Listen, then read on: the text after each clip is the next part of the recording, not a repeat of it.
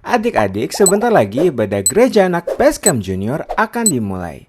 Ayo kita bersama-sama memuji dan menari untuk Tuhan. Halo, shalom adik-adik semua. Gimana kabarnya? Sehat-sehat semua kan? Oke, pagi ini kita mau siap untuk memuji Tuhan. Musik.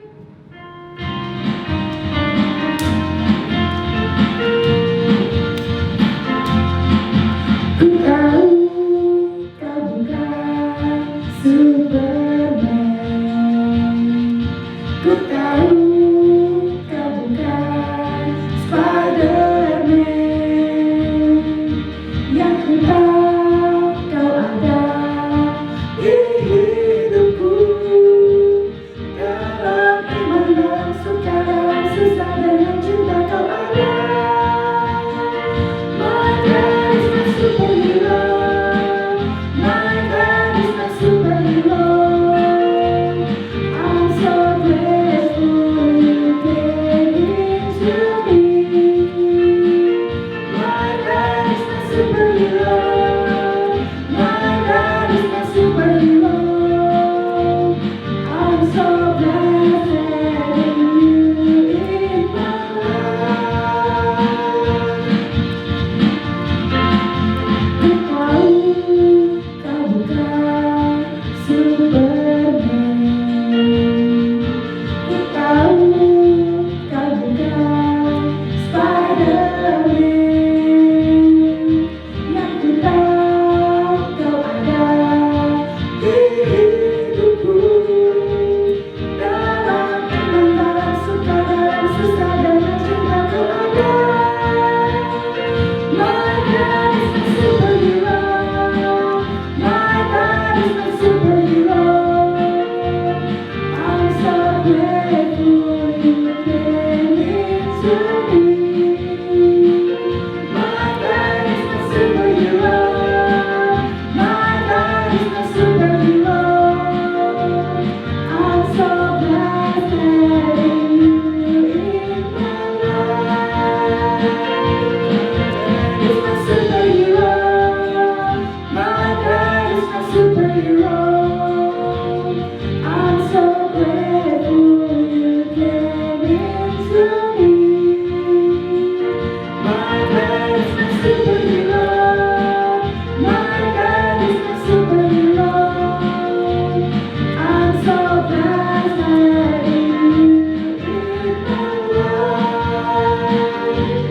I'm so glad that you in my life. I'm so glad that you in my life.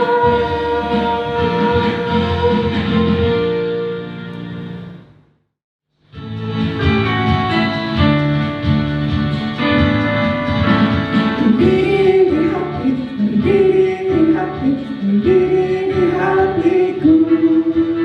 Ku selalu bernyanyi, ku selalu berkira, hilanglah susahku. Ku tak dapat mengerti maksud Tuhan sebelum ku dengar. Mendidih, mendidih, mendidih, mendidih, mendidih di hatiku. Mendidih di hati, mendidih di hati, mendidih di hatiku. Ku selalu bernyanyi, ku selalu berkira, hilanglah susahku. Ku tak dapat mengerti maksud Tuhan sebelum ku dengar. Mendidih, mendidih, mendidih, mendidih, mendidih di hatiku. Mendidih di hatiku. Mendidih di hatiku.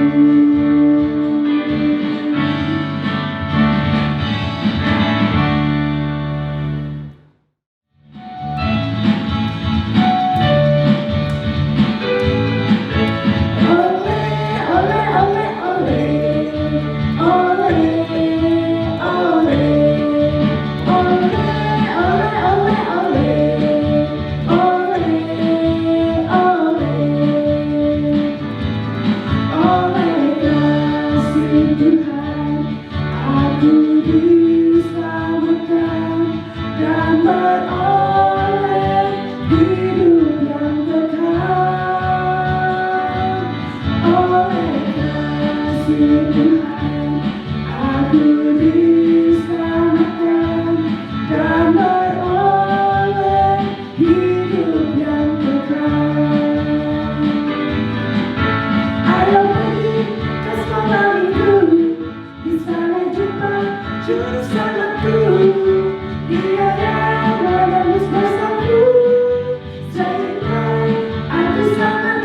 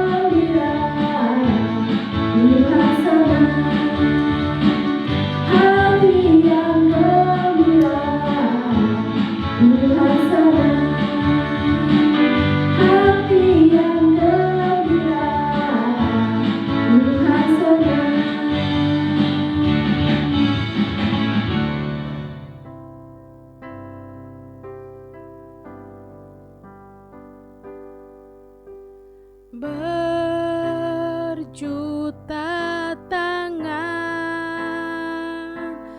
terulur menantikan uluran kasih dan pengharapan hadapi masa depan.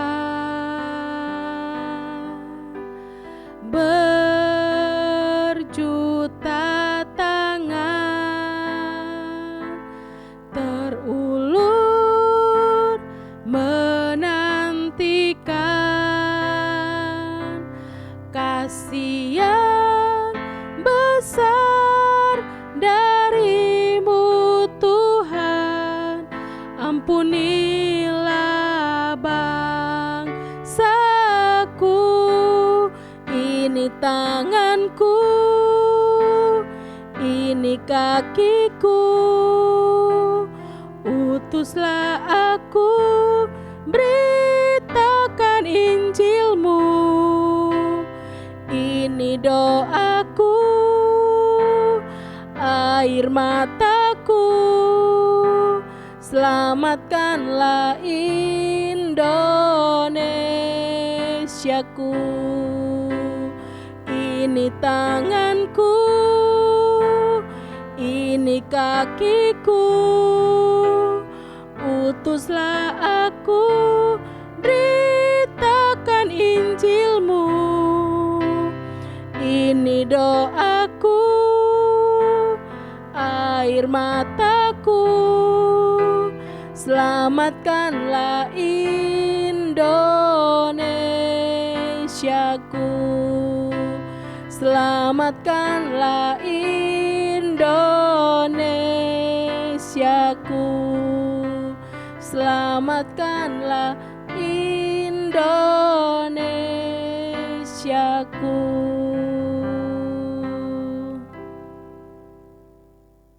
Adik-adik, sebentar lagi kita akan mendengarkan firman Tuhan. Ayo kita mau ambil sikap teduh dan menyiapkan hati kita untuk menerima firman Tuhan pada hari ini. Tuhan Yesus memberkati. Bapa kami yang ada di surga, terima kasih Tuhan untuk berkat-Mu. Sebentar lagi kami akan mendengarkan firman Tuhan. Berkati kakak yang akan menyampaikan. Dalam nama Tuhan Yesus kami berdoa, haleluya, amin. Shalom adik-adik, ketemu lagi pada hari ini dalam ibadah gereja anak. Tadi kita sudah berdoa, sekarang kita mau belajar kebenaran firman Tuhan, berbicara Tuhan Yesus naik ke surga. Setelah peristiwa kematian, ada kebangkitan. Kalau hari kebangkitan kita peringati sebagai hari Paskah. Ya, adik-adik sudah memperingatinya. Setelah peristiwa kebangkitan, Tuhan Yesus menampakkan diri kepada para murid dengan jarak waktu kurang lebih 40 hari. Jadi, di mana setelah Tuhan Yesus menampakkan diri kepada murid waktu di jalan, waktu di pinggir pantai, waktu dia sepertinya mengulang kembali peristiwa-peristiwa yang pernah terjadi yang dilakukan oleh para murid pada waktu itu. Ketika dia nggak punya makan, Tuhan mengingatkan, adakah makanan buat kamu?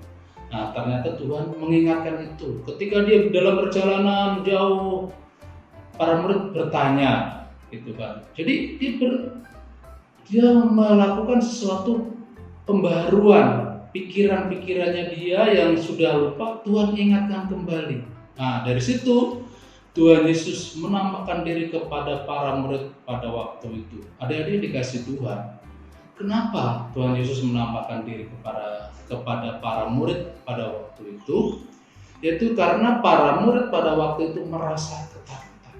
Ya, kalau kita melihat waktu hari Paskah pagi-pagi benar, para murid ada yang pergi ke kubur Yesus. Oh, Yesusnya hilang, Tuhan Yesusnya hilang, dicuri orang, banyak cerita macam-macam. Tapi ketika Tuhan Yesus sudah bangkit, Tuhan Yesus menampakkan diri kepada para murid pada waktu itu. Adik-adik pun dikasih Tuhan. Kalau Tuhan Yesus menampakkan diri kepada murid, Tuhan mulai berkarya, ya, mulai berkarya, mengingatkan kembali peristiwa-peristiwa apa yang sudah pernah dilakukan Tuhan Yesus terhadap para murid pada waktu itu. Tapi satu ingat, ketika waktunya sudah genap 40 hari, apa yang terjadi adik-adik? Tiba-tiba di suatu tempat Tuhan Yesus naik ke surga. Ngapain Tuhan Yesus naik ke surga? Kalau kita membuka di dalam Kisah Para Rasul 1 ayat 6-14 itu, Tuhan Yesus terangkat ke surga. Setelah terangkat ke surga di awan-awan, tiba-tiba ada 2 orang malaikat berdiri di samping Tuhan Yesus. Ada yang dikasih Tuhan. Kenapa Tuhan Yesus tinggalkan para murid pada waktu itu? Nah, ini menjadi pertanyaan buat setiap kita. Kenapa Tuhan Yesus meninggalkan para murid? Karena kalau Tuhan Yesus tidak naik ke surga, maka penggenapan firman itu tidak terjadi. Makanya dia naik ke surga. Apa yang terjadi? Tuhan tidak membiarkan murid-murid seorang diri. Terus Tuhan memberikan apa adik-adik? Yaitu memberikan Roh Kudusnya. Ketika Tuhan Yesus naik ke surga, Tuhan akan mencurahkan Roh Kudusnya. Kalau kita peringati itu sebagai hari Pentakosta, hari di mana 50 hari setelah kenaikan Tuhan Yesus akan mencurahkan Roh Kudusnya. Buat apa Roh Kudus adik-adik? Jadi Roh Kudus adalah yang akan membantu kita, yang akan menolong kita dalam setiap kelemahan-kelemahan kita ketika kita berdoa.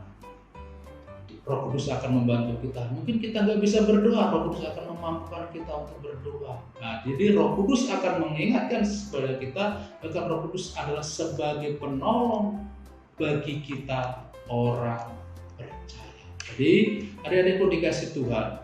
Kalau Tuhan Yesus sudah naik ke surga itu, mungkin ada orang berpikir, wah Tuhan Yesus menyediakan tempat buat orang percaya nanti kalau meninggal sudah ada tempat di surga. Bisa. Itu juga yang dilakukan Tuhan. Tapi Tuhan Yesus naik ke surga akan memberikan Roh Kudusnya kepada setiap kita orang percaya untuk melakukan pekerjaan-pekerjaan yang luar biasa. Adik-adik bisa menceritakan kasih Tuhan di sekolah mungkin. Karena apa? Ada Roh Kudus yang akan membantu kita. Di rumah Kita menjadi baik karena ada Roh Kudus yang memimpin kita. Jadi pada kesempatan yang baik ini, biarlah adik-adikku dikasih Tuhan, mari kita terus percaya bahwa Roh Kudus ada di dalam hati kita. Kalau kita membuka di dalam Kisah Para Rasul 1 ayatnya yang ke-8, tetapi kamu akan menerima kuasa kalau Roh Kudus turun ke atas. Kalau Roh Kudus turun, kita mempunyai kuasa. Kalau yang sakit, hari-hari ini sakit, jangan takut. Berdoa dalam nama Yesus. Sakitnya mungkin apa? Disebut sakitnya apa? Kita doa dalam nama Tuhan Yesus. Saya sakit pilek, dalam nama Yesus sakit pileknya sembuh. Nah, mungkin sakit apa lagi? Kita berdoa, kita sebut. Mungkin kita sekolah, belajarnya rada susah. Kita berdoa dalam nama Yesus, bantu Roh Kudus dalam pelajaran-pelajaran sekolah saya. Nah, jadi inilah peran Roh Kudus buat kita. Karena apa? Tadi kita akan menerima kuasa. Ya, Adik-adik ingat, menerima kuasa kalau Roh Kudus turun ke atas setiap kita. Dan hari ini kita belajar, kita meminta pimpinan daripada Tuhan, daripada Roh Kudus, supaya setiap kita, setiap adik-adik Basecamp Junior diberkati dan disertai oleh Tuhan. Mari kita berdoa. Terima kasih Tuhan Yesus, mengucap syukur kalau kami sudah mendengarkan kebenaran firman Tuhan, bahwa Tuhan Yesus sudah naik ke surga untuk memberikan Roh Kudus-Nya kepada setiap kita, supaya setiap kita tidak menjadi takut, karena ada Roh Kudus yang akan menolong kita, membantu kita, memberi kekuatan kepada kita. Terlebih buat adik-adik kami Basecamp Junior, Tuhan berkati mereka, Tuhan berikan Roh Kudus-Mu ada diam di dalam hati mereka pada hari ini. Terima kasih, kami sudah berdoa, biarlah Roh Kudus yang terus berkata-kata di dalam hati setiap adik-adik kami. Dalam nama Tuhan kami Yesus, kami sudah berdoa. Terima kasih Tuhan. Haleluya. Amin. Ya. Halo adik-adik, sampai ketemu lagi di minggu yang akan datang. Tuhan Yesus memberkati kita semua. Amin.